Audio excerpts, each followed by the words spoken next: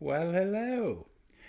Okay, I made a promise that I was going to try and do some recordings while Howard tried to do some writing for us during lockdown. So, apologies, the sound quality is not going to be perfect on this by any means, but I'm going to do the best I can. Um, my studio equipment, such as it is, a converted birdcage, is over at Howard's because we were about to start work on the new version of the audiobook for Being Morose when we hit lockdown. So I am going to now, just with a microphone here and probably with a bit of background noise, such as a parrot, if you can pick that up at the moment. A little bit of background noise, but we'll make the best of it that we can. I asked if anybody had any particular favourites of what they'd like me to read. Nobody came up with anything, so I'm just going to read a section from The Sins of the Feathers for this one. If you have any preference or anything you'd like me to read, or even any orders to get off the stage, by all means give them to me. Okay, so I'm just going to read a section. Normally Howard would be doing some of these voices, but he's doing other things, so I'm going to do all the voices on this. Let's see how it goes. Now, sir, offered Harris, remember we said when you're driving, as well as watching the road, there are other things you have to watch out for. Can you remember what? A puzzle, eh, Harris? Well, let me think. I've got reasonable vision of the road ahead if I look round those pizza boxes. My speedometer doesn't work, so it's pointless watching that. No oil warning lights. My empty bottles are all in your footwell, so they won't get trapped behind any pedals. Again. My glove box is closed, so nothing nasty sticking out there. Even the smell is down to a minimum.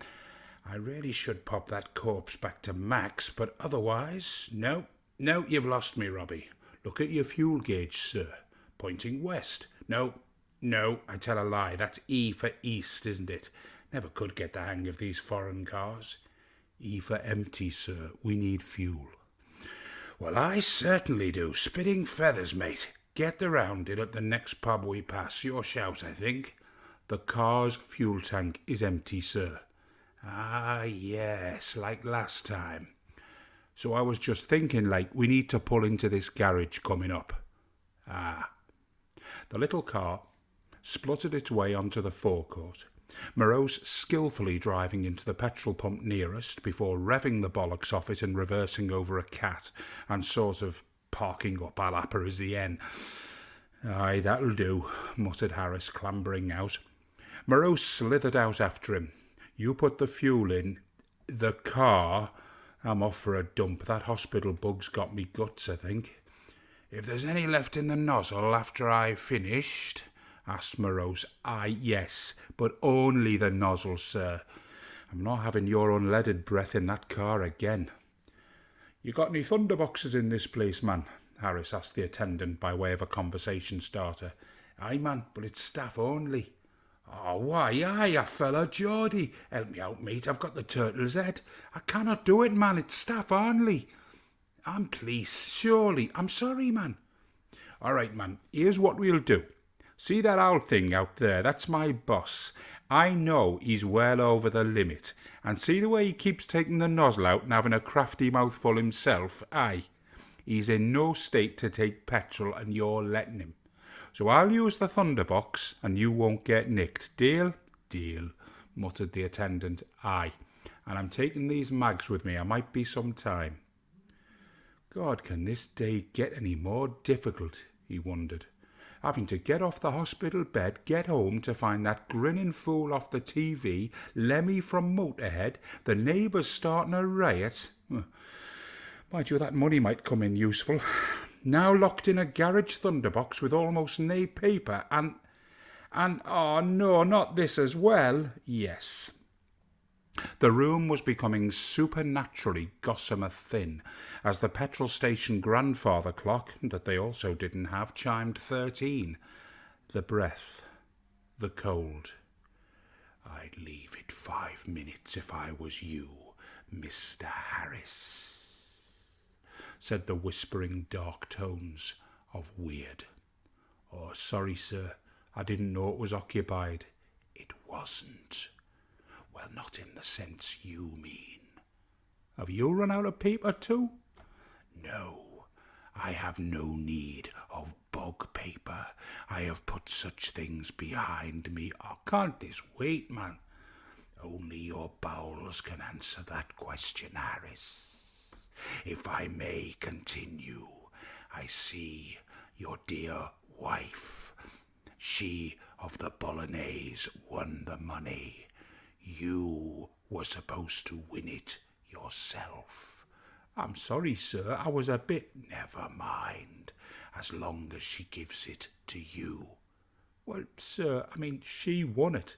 It's a cheque in her name, and it's kind of up to her what she does. No problems, Harris. It would be left to you in a will, I assume, if there is a problem. Harris swallowed hard, and despite the aroma caused by weird, instinctively lit up a cigarette. Whether it was the toilet fumes, the nicotine, or weird, he felt sick, and left the bloody thing on the tank behind him. There'll be no problem, sir. Good. Now let me tell you what we're going to do with that money. Robbie Harris nodded to the attendant as he made his way back to more earthly matters, viz. the sight of Morose sitting cross-legged by the petrol pump and swaying slightly beside a pool of petrol and vomit. Picking him up, he dumped the newly trolleyed inspector on the passenger side of the seat and ripped the keys out of his hand. Ah, Harris. Yes, that's me sorted for now. What a mess, having to make do with unleaded. Have you paid the nice man? No, sighed Robbie, getting back out again. Damn Morose, damn weird, and damn the car. Oh, maybe Claudia was right. Maybe he should just leave before his sanity walked off too. How about a pack of Tic Tacs? Called Morose after him. He walked back into the kiosk. The attendant glared at him. Oh, no. Have it for free, mate. On the house. Just get that bloody awful smell of decayed flesh out of there. Oh, that wasn't me. It was they all say that. Just go, for Christ's sake, and get your wife to cook something a little bit more for human consumption, eh? Oh, smells like it's from out of this world. It is, muttered Harris as he sulked back. Stupid case. Stupid murder. Stupid Morose. Stupid bloody car. He jumped in, fired up the engine, and they drove off into the stupid traffic and off to the stupid bloody accursed mansion house and the stupid bloody accursed murder case. So much to do, so many idiots. Oh, where was his firearms license when he needed it? There we go. Stay safe, people.